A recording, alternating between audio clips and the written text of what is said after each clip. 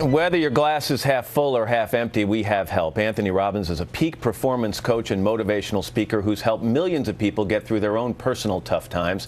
Tony, it's good to have you here. Good morning. Thank you, Matt. Let me talk about fear right off the bat. Fear of not being able to make ends meet, provide for your family, fear you're going to lose your job or your home or a combination of the two. How do you tell people to deal with the emotion of fear?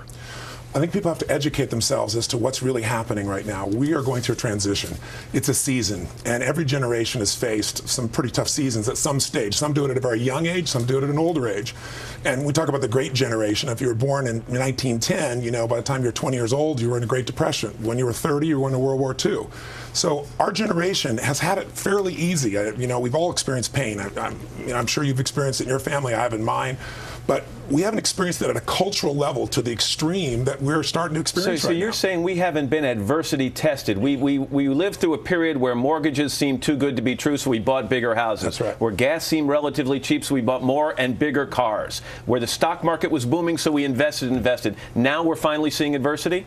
We're seeing it at a much deeper level, and we're going to see more of it. I mean, we have $9.5 trillion worth of debt against the GDP that's, $13.5 trillion. So there are real challenges. They're not going to go away tomorrow, but here's what we have to be able to do.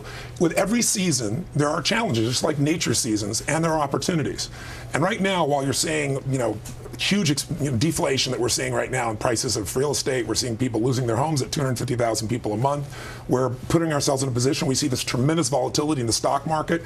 But at the same time right now, commodities, oil, gold, foodstuffs are exploding. They're in a bull market. Right now, if you try to use the US dollar over in Europe, you get to see, it's dropped by 40%. But if you took that same money and you're investing in Vietnam, even if you're just a little investor just getting going, your money goes a long way and you're in an economy that is growing at a different rate. I like your concept of looking for the bright side, the opportunity as you put it. But if the guy's calling you at night as you're sitting down to have dinner and he's trying to collect on the bills and you're worried about losing your benefits at work, it's tough to look outside your immediate misery and see opportunity. So how do you coach people to do that? How do they get over that hump? You have to train yourself emotionally and mentally. It's like anything else. People have a habit. When 911 happened, I was together with about 2,500 people from 45 countries. It hit.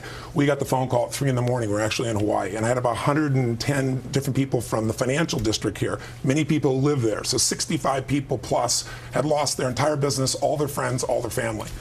What happened that day is you saw people's emotional fitness. People that are angry got angry. They always get angry. People that were fearful got even more fearful. It was the end times. There were individuals there that were caretakers, and they were out there finding it. So it's a habit to find your emotions. So what I'd say to people is you have to discover what your emotional pattern is, and then you condition the emotion you do need. In those situations, what you need more than anything else is creativity, determination. You have to have some emotions that'll get you over it, because the force that shapes the marketplace up and down is the force that shapes your life. It's emotion. Two quick things. Phil Gramm, former senator, got in some trouble last week when he said we've become a nation of whiners when dealing with this economy. Is there some truth to it, in your opinion? Well, I think we're emotionally unfit as much as we could be. I mean, there's no question that many people, I've had a doctor come to me and say, you have a tumor in your brain. I want to operate. So is Lance Armstrong. The question is, when those things happen, what do you focus on? What does it mean? What do you do? Do you focus on, why did this happen to me? Or what does it mean? Is it over? Or are you just beginning? Is this a gift? In Lance's case, he found a way to take enough action. After you deal with cancer, you look over at somebody on a bicycle, and it's pretty easy. He wins 7 of these in a row. So if we're supposed to get in this emotional good shape earlier on in our lives, is there an opportunity here, Tony, for parents? Families are going through a hard time. Parents of kids, and I'm talking about 10, 12, 14-year-old, not 3, 4-year-olds, to be honest and open with their kids and talk to them openly about what the family's facing and what people in this country are facing, so that they don't go on thinking money grows on trees? Well, I think here's what's really great. We're going to become emotionally fit because we have to.